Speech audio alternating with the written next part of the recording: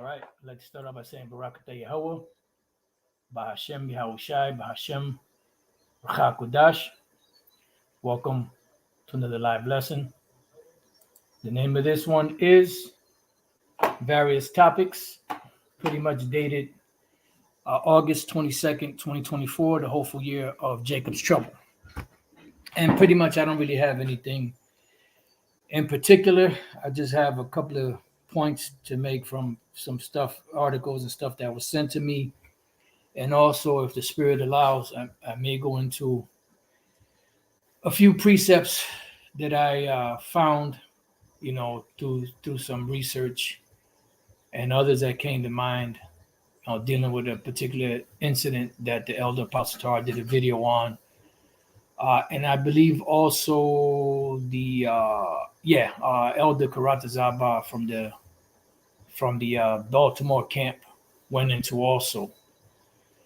And is dealing with Brother Hassad, and his botched breakdown of Jeremiah 14:2. Okay. So what I want to start off with is this right here. This was sent to me. Brothers send me so much stuff. Sometimes I remember who sends it. Sometimes I don't.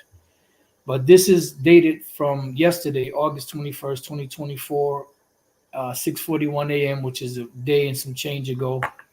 And this is from AFP. This is from Yahoo Finance. All right. And it says Switzerland moves toward cashless future with instant payments. And you know what this is leading closer to. Now, I did a quick lesson last night on this video that was sent to me by the priest Micah Allah out of the LA camp. It was Mike Adams, the health ranger, and he was going into a lot of stuff in that video. But I would say like the first half hour or so, 40 minutes, he focused more so on this coming, pretty much like martial law, not like martial law, these detention centers where they call the re-education centers. All right, for those that don't comply with the New World Order. And shalom to the Akim out there, the sincere brothers, elders, apostles, bishops, and you teachers out there, hearty salute to you, brothers. Shalom, Mexico, to the hermano de Mexico, the brother from Mexico. Shalom to you, and shalom to you few sisters that do watch and that are sincere and that are striving and fighting, for your salvation, in this truth. But that in that video, I was pretty much speaking on what Mike Adams was bringing out with different clips from Kamala Harris and other individuals, pretty much speaking about how they want to, re-educate people.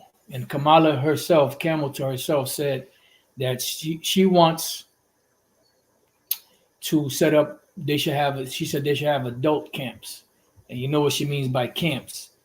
These different detention centers, which 2nd Ezra 16 speaks about, and 2nd Ezra 15 is a lead up to that, because that 2nd Ezra 15 would be the chaos, and then 2nd Ezra 16 would be the roundup.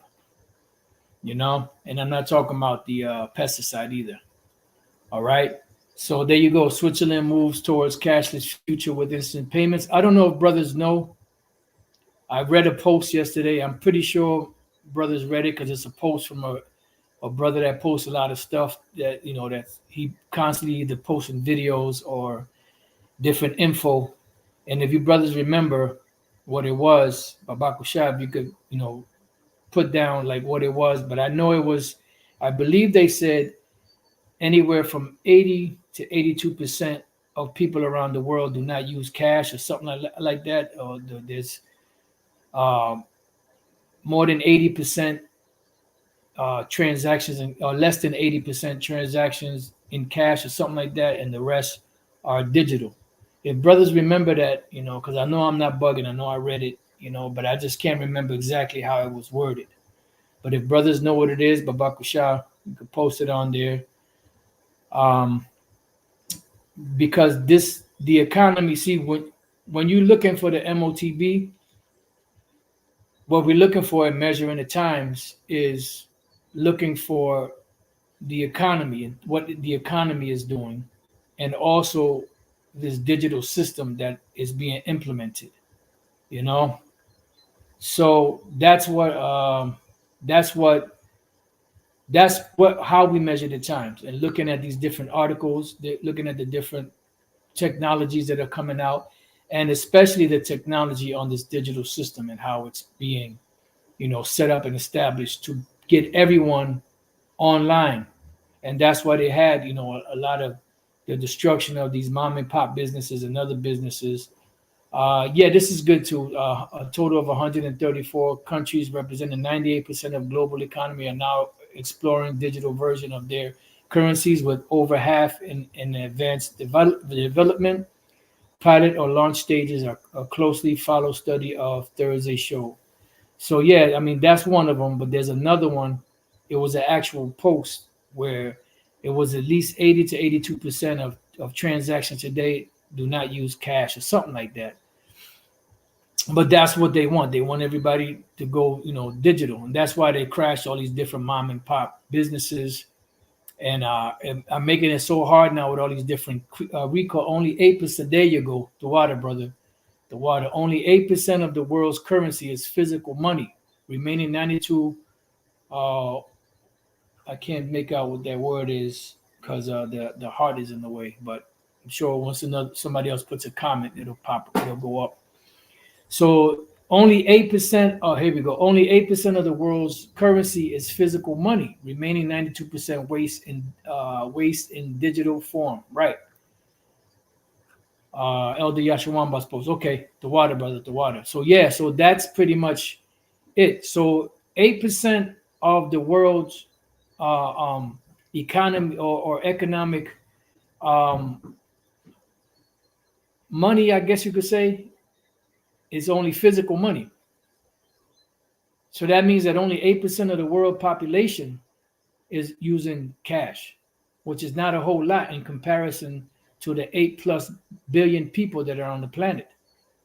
And why do you think that is? Everything moving digital. They destroyed the businesses through, from 2020 to the present, and made everybody so afraid to go to stores and handle money that everybody started going online, which is starting to have a problem, cause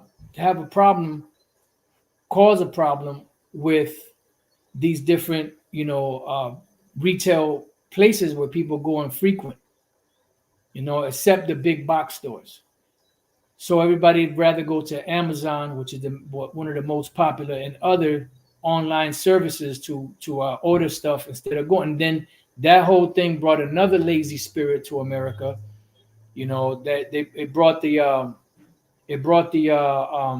people wait in their car, just like you wait, at a fast food restaurant at the drive-through. So it makes people more and more lazy. And nothing pisses me off more than seeing somebody, a young person, overweight person, in these different, grocery stores or retail stores or whatever the case may be, riding around in a buggy because they're too goddamn lazy to walk. Meanwhile, you have older people that have a hard time walking, that have to wait sometimes half hour to get a cart that somebody that can walk their ass around to lose some goddamn weight will not do. They'll get on they'll sit their fat ass on those carts and drive all over the store to get what they got to get. But this is what these devils want: a nation of lazy, useless eaters. But the main scripture we usually go to is Revelation chapter 13 and Daniel chapter 12, dealing with knowledge shall increase, and the scripture and the words are speaking right now. The prophecies are speaking. All right, and this is how we measure the time. So now I want to get into this video here. I'm not going to play it. I put this in the description box. This is a brother GMS Goodly Heritage. It's a video. I've watched the whole video. It's 19 minutes, 31 seconds. Visions of betrayal and MOTB. And he saw a video. I mean, he saw a vision of himself and two other individuals that call themselves brothers. One of them, he said had a funny spirit on him. He said then the other one, he had the right spirit on him. And the two that had the right spirit on them, including this brother, him and the other brother, they got scanned for the MOTB, but the spirit made it to where the MOTB, the machine or whatever, was not working. So it made it seem like they had it, but they didn't have it. But the third individual that had a funny spirit on him, he had actually taken the MOTB. And they said when the person came to him to scan him, they said he had this nervous look on his face, and the brother said that he realized that he took it, and then he said he saw a boil or a sore or something like that on his hand from where he had taken it. He was trying to make excuses, and then him and the other brother, this brother here and the other brother in the vision, said they didn't want to deal with that individual no more. He was trying to talk to them. Hey, brother, I had it, and they said, "Nah, we don't want nothing to do with you." And they separated themselves from him, which is the right thing to do, because the scriptures do say. Just bear with me because this thing is running a little slow. And if you brothers get a chance, and you few sisters watch that video, what the hell is this?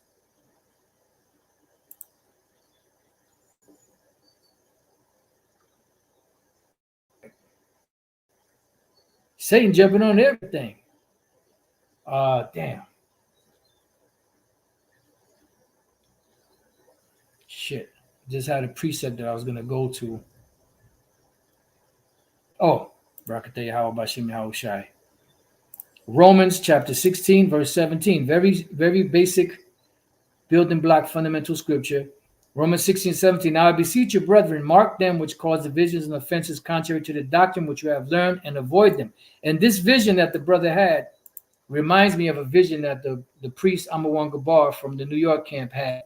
He also had a dream, something similar to this.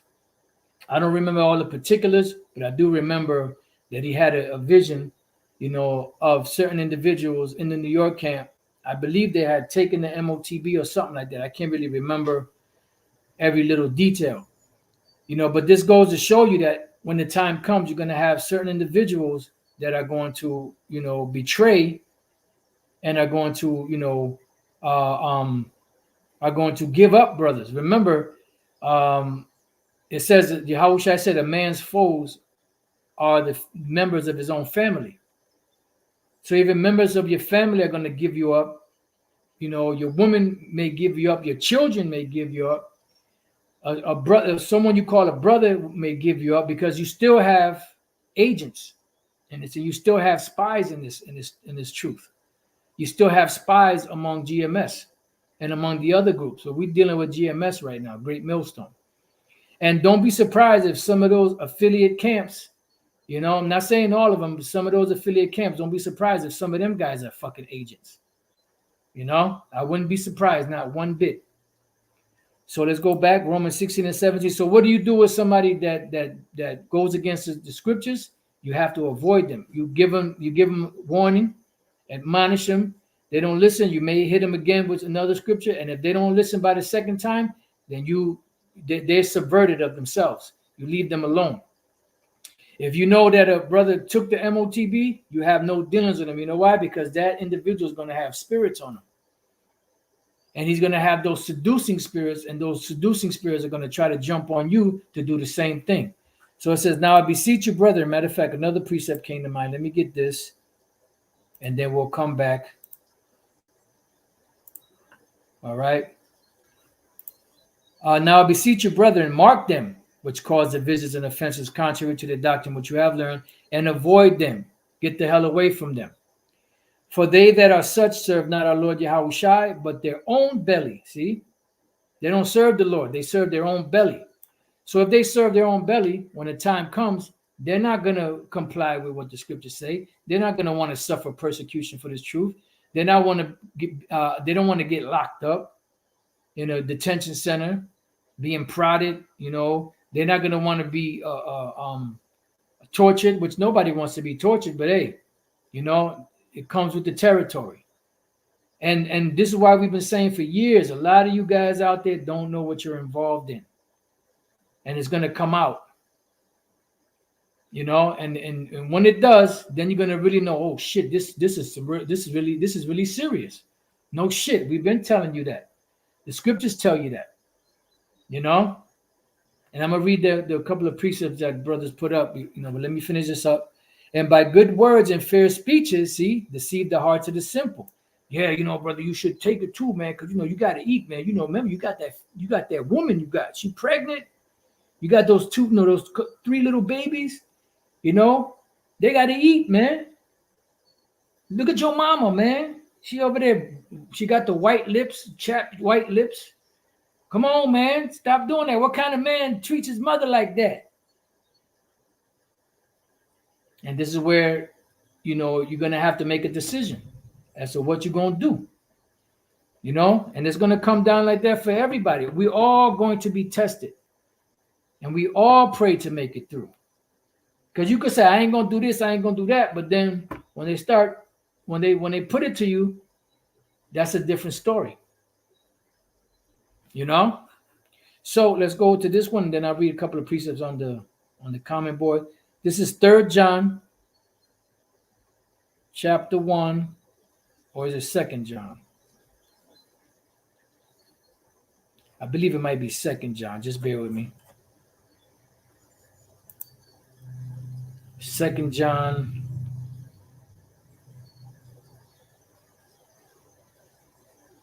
No, because it was, you know what? Yeah, it is. Right. 2 John 1 and 10. If there come any unto you, matter of fact, let me start at 9. Whosoever transgresseth and abideth not in the doctrine of Yahushua hath not the Most High. See, Yahushua say we will be persecuted. They will bring out all manner of evil against us. They'll bear false witness against us. Yahushua, they did the same thing to him. If we are representing Yahweh Bashem Yahushua, you think we're going to escape that? No. It says, he that abideth in the doctrine of Yahushua. Ooh, look at that. He that what? Abideth in the doctrine of Yahushua, because many will not. He hath both the Father and the Son. And that includes what? Persecution. Let me get this precept so I don't forget it. And then we'll come back. I believe this is it, right? Yep. Whosoever transgresseth and abideth not in the doctrine of Yahushua hath not the Most High. He that abideth in the doctrine of Yahushua, he hath both the Father and the Son. If there come any unto you and bring not this doctrine, this truth, receive him not into your house, neither bid him Godspeed. Don't even shalom him. Like the brothers did in the dream, they dismissed that other individual. That's what you're supposed to do. That's what the scriptures say to do. It says, for he that biddeth him Godspeed is partaker of his evil deeds. And even the scriptures rhyme, man. For he that biddeth him Godspeed is partaker of his evil deeds. Woo! All right. Now, let's go from there to 1 Peter chapter 4 and 12. Beloved, thinking not strange concerning the fiery trial which is to try you, as though some strange thing happened unto you. Right. So when you catch in hell, I remember years ago, during the 34th and 7th days on the comment board, when we used to be on the comment board all day, all night, one individual said, yeah, brothers, I was trying to teach my family this truth, and they're coming up against me. No shit, man. What the fuck you think you're involved in? Which shows you that individual did not understand what he was involved in. And when persecution arise for the word, by and by they are offended. You see? Can't you see? It says, but rejoice inasmuch as you are partakers of Yahushua's suffering. What did the disciples do when they got beat down for defending the name of Yahushua? They rejoiced. They said, man, fuck this. They ain't say that. They say, man, fuck this, man. We catch a beat down, man. Look at your eye, John. Your shit blacked up, man. You got that shiner on your eye, man. That shit look crazy, man. You might want to wear an eye patch or something to cover that shit up. You know, and they say, yeah, but you know, you got that gas on your face over there, man, Peter. No, there wasn't, man, fuck this. No, you know what? Let's hop over this gate and let's get the fuck out of here. No, man. No. They rejoiced. They was ecstatic, man. They was ecstatic.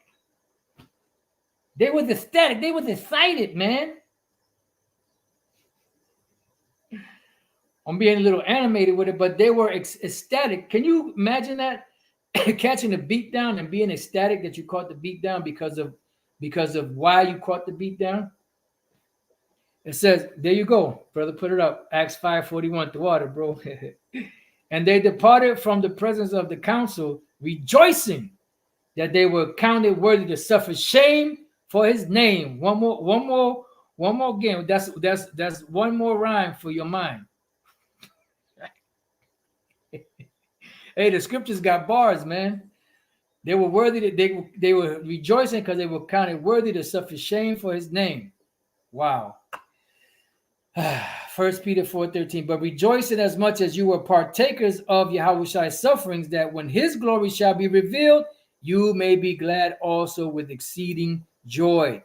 Why? Because you have suffered for my name's sake, as the elder put up earlier. I will also keep thee from the hour of temptation that shall come upon all the world to try them. Verse 14, if you be reproached for the name of Yahweh, they're trying to make Hebrew a doctrine. Is that not our language? Is that not part of the doctrine? When the Levites were doing the service, when Moses was speaking to Israel, was he speaking to them in English?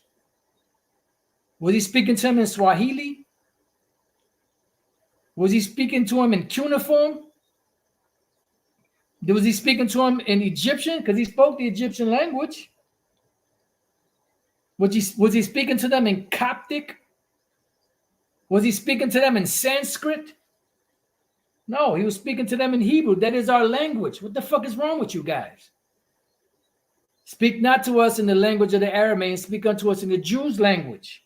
What language is that? English? 1 Peter 4:14. I see something about these guys. They don't like to be reproached. They don't like to be reproached. That's why they're the type of individuals, right, that want to go to the gym, but because when they go to the gym, they got to sweat. They said, nah, I'm going to pass on that because they don't want to sweat. It says, if you be reproached for the name of Yahweh, happy are ye, for the spirit of glory and of the Most High resteth upon you. On their part, he is evil spoken of, but on your part, he is glorified. Do you understand that every time we teach this word, preach this word, go out there on the highways and byways and speak, the Most High, that's a sweet savor to him. And trust me, right now, there's not too much that's pleasing to the Father. He's ready to tear this fucking earth up and the people in it.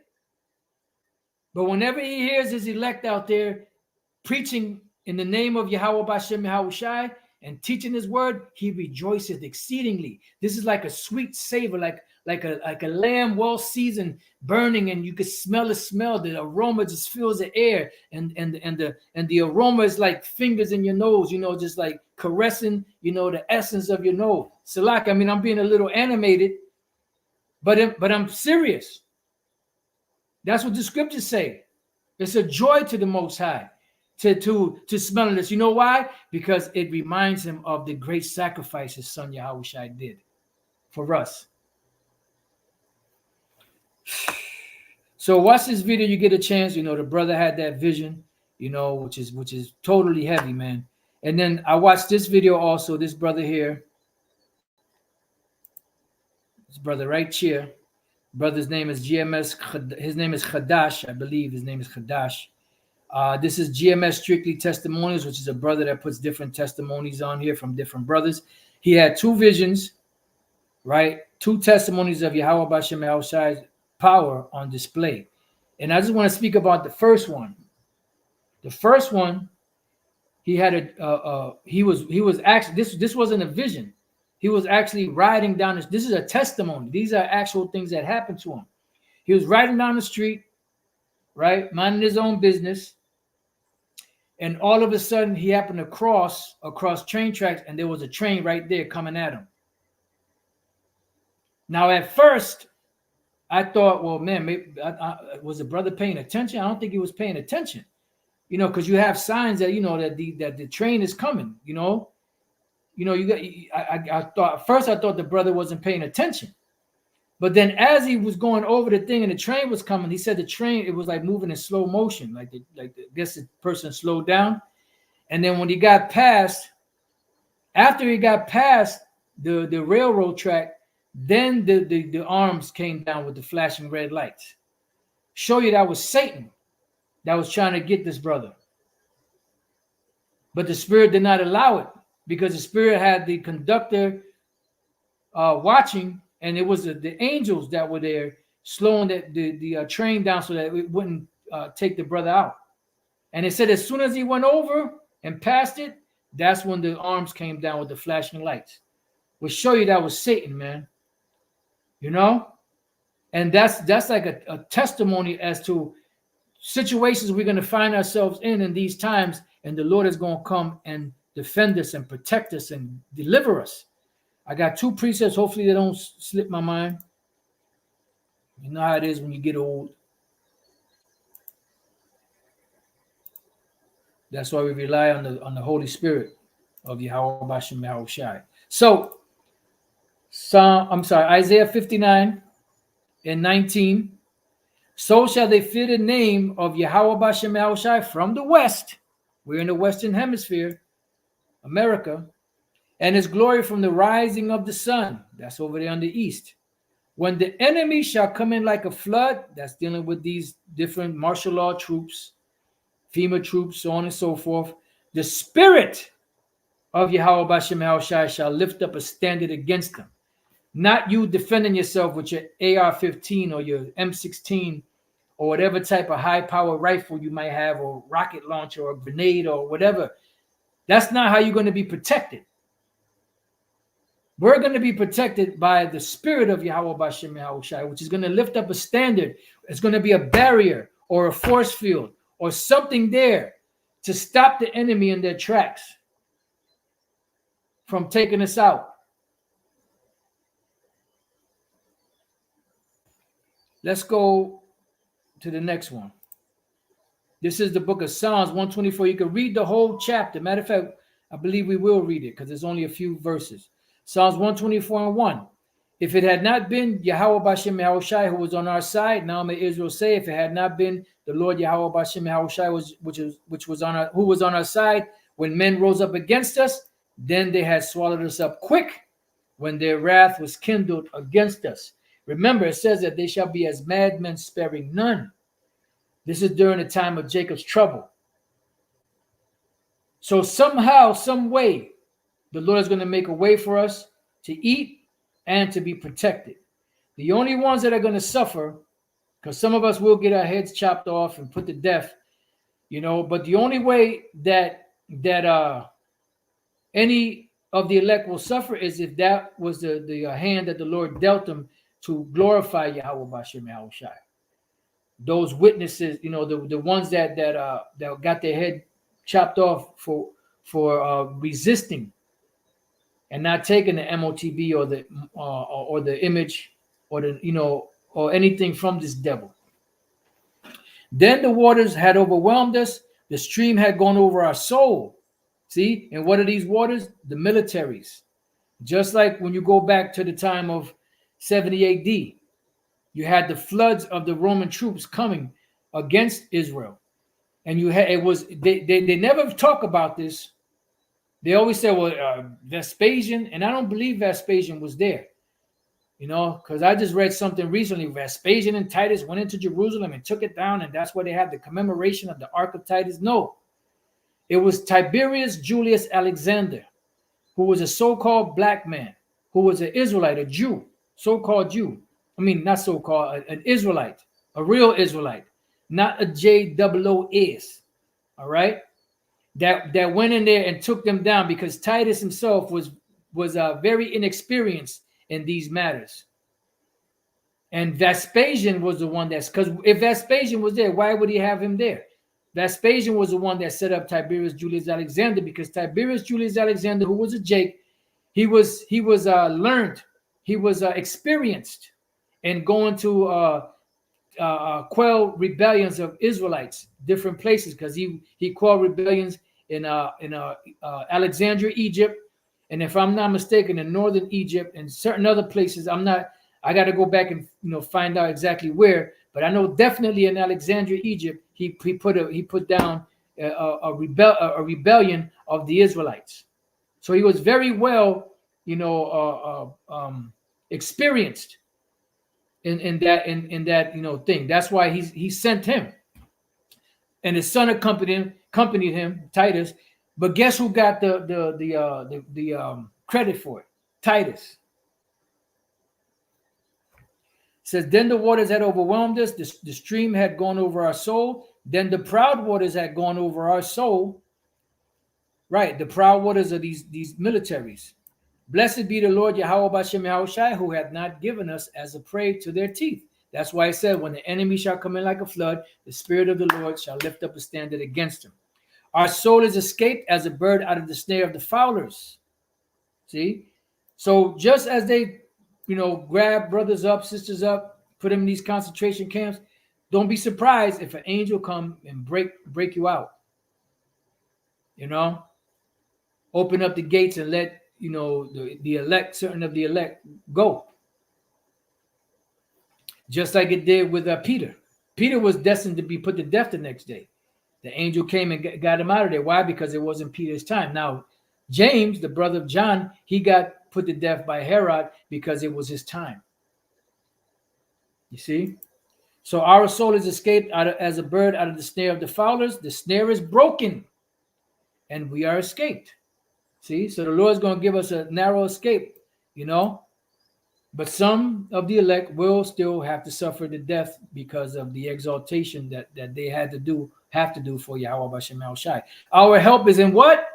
The name of Yahweh Bashem Yahushai. Not Christ, not Jesus, not Most High, although that's one of the Most High's titles.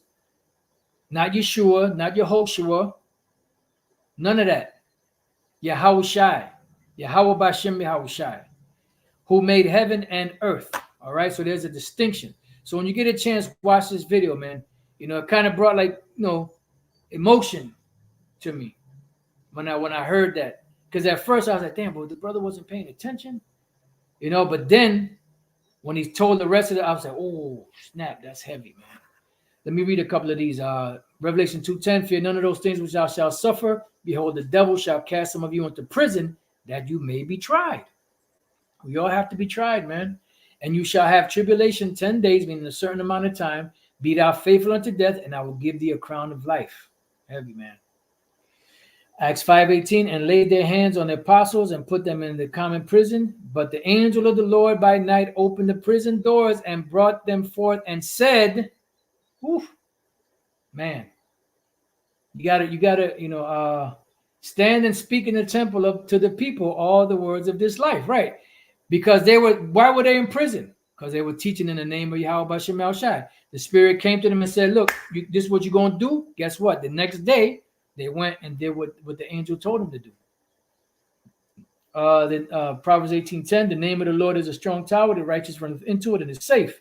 Ecclesiasticus 4:28, strive for the truth unto death, and the Lord shall fight for thee. Psalms 34:7, the angel of the Lord encampeth round about them that fear him to deliver them. Tiberius Julius Alexander, 1st century, man, you brothers are on fire, was an equestrian governor, and general in the Roman Empire, born in a wealthy Jewish family of Alexandria, but abandoning or neglecting the Jewish religion, just like Josephus did. It says he went on the side. He was against the Romans, but then after they caught him, then he was on the side of the Romans. He rose to become the second procurator of Judea, circa 46 and 48 under Claudius. Check that out. And don't be surprised Because it said Claudius. Don't be surprised if Tiberius Julius Alexander is who Claudius used to kick all of the Jews out of Rome. Remember, that happened.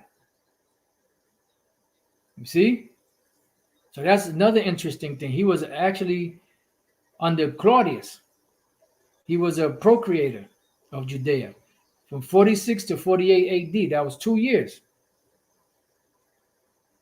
Man, that's heavy. I got to do a little more research on him. So yeah, get it when you get a chance. Watch this. And I had 2 other points that I wanted to make, but I'll just make this quick point here. The woman at the well in St. John 4:19, she was a heathen. She was not an Israelite. And the reason why, because Elder Pastor was going into this, with this guy, Brother Hassad, and I had to stop the video because thoughts started arising in my mind. Something on my mind, something on my mind, something on my mind. Inside joke. And what I was thinking about was this woman actually believed that she was, an Israelite. Or that she was, she believed she was an Israelite, but she was not. Now, why do I say that? Because of generational, that her parents and her grandparents and their parents and parents going all the way back to 724 BC, around that time period when we got kicked out and they got put in.